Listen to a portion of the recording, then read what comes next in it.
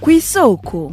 Kw'isoko ni ikiganiro mushikirizwa ku minsi yose ya gatandatu mukagitegurirwa n'urunani rw'amaradiyo Radio Inzamba agateka kawe, Radio RPA ijwi ry'abanyagihugu na Radio Television Renaissance.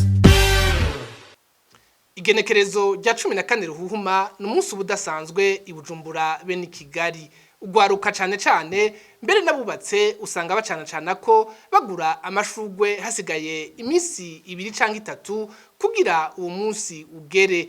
Ishugwe ritukura ryahawe insiguro y'urukundo niryo usanga rigugwa cane. Uwo munsi kakaba karyo ko bakundana basohokana bagasangira bakabwirana amajambo y'urukundo bagahana mbere n'utuganuke. None uwo munsi witiriwe umweranda Valentin usigura iki vy'ukuri? Iki ni kimwe mu byo tugira tubayagire mu kigabane kw'isoko cyo kuri wa 13 Ruhuma mu mwaka wa 2021. Thierry Bigirindavyi ndiko ndakibashikiriza ndabahaye ikaze.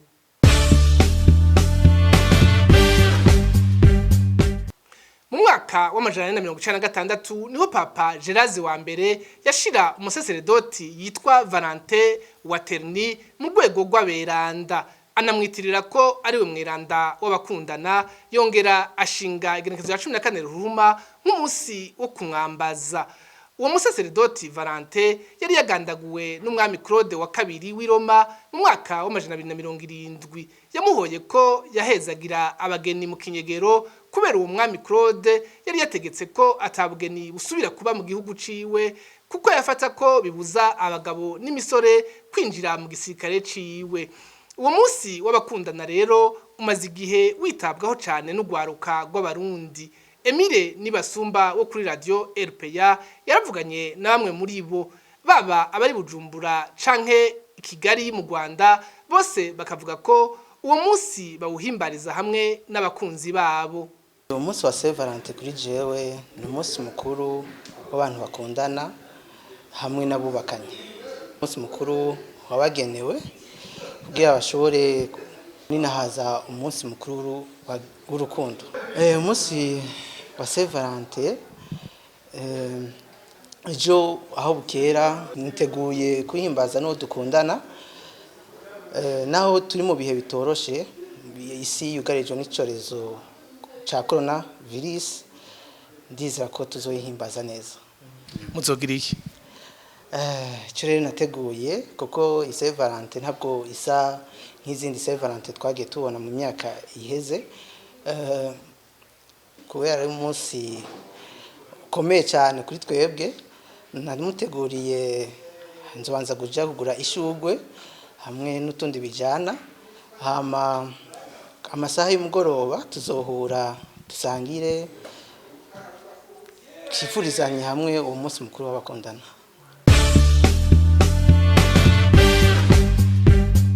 Niko nakuze ndabyumva, niko nakuze ndabibona, nanjye nakuze mfeta uyu munsi wa 14 Fevrier nk'umunsi w'abakundana.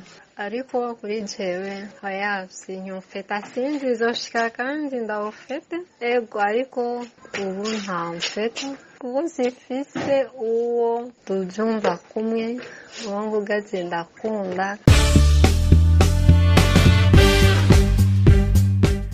Naraguze amashugwe nzu yasisa hasi kuva kuri entrée ya portail mu nzira hose ija mu nzu gushika muri salle de bain gushika mu cyumba, avec des bougies zitandukanye amacouleur, hari bougies zera za rouge, avec des mots doux ziba zanditse ku mpapuro ziri hasi mu nzu hose no mu cyumba. Nzuba ndamurindiriye aze umukunzi wanje utaza surpris aussi azoryoherwa. Le soir tuzoja dans un restaurant de luxe juste pour partager un verre de jus hamwe na gato ya Saint Valentin. Muri Eklezia Katolika uwo munsi mukuru ariho usanzwe ufise inkomoko, bavuga ko ubu hariho abawuhimbaza ukutariko bakaja mu vy'ubusambanyi.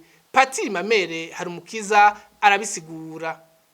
Umunsi mukuru rero wabayeho kuva kera, ariko bamwe bakawufata nabi, bakawufata uko utariko, kuko ari umunsi mukuru ngo w'abakundana bagaca baja mu buzima navuga gupfisha nabo urwo rukundo bakaja mu bushurashuzi bagahana amakado n'ivyo ariko bafise intumbero itameze neza. Ariko buke buke Kiliziya yohejwe na Mutima Mweranda yarafashe ako karyo keza ko kwigisha urukundo abitegurira kubaka n'abubakanye, hakaba inyigisho zo kwibutsa ko urukundo ari rwo shingiro rw'ababana bakabana rukristo.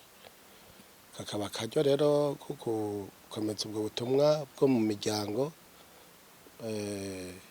bakasubiramwo amasezerano, indagano z'abubatse, bagashimira Imana ko babaye muri urwo rukundo.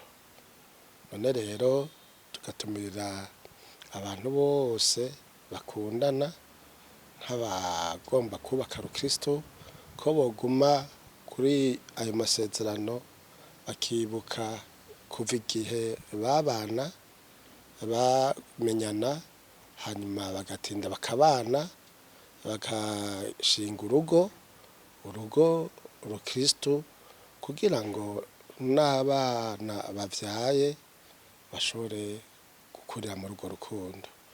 Kiliziya rero itangurira ku ziko, Kiliziya ihera harya nyene ku ziko, abana bakavoma kuri urwo rukundo abavyeyi bakundana, kuko urugo rukundana baruyo.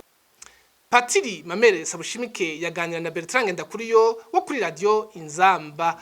Umusi mukuru wa Saint Valentin ubusigaye ari wo kugaragaza urukundo ruri hagati y'imisore n'inkumi canke abagabo n'abagore ku ruhande rumwe, kurundi nagwo akaba ari umusi wo kubukura mu cibo ku badandaza. Ikigabane kw'isoko kikaba kigarukiye ngaha. Thierry Bigirindavyi nareko ndakibashikiriza, nkaba ndabikebanuye nifuriza umusi mukuru mwiza abakundana bose. Cari ikiganiro kw'isoko.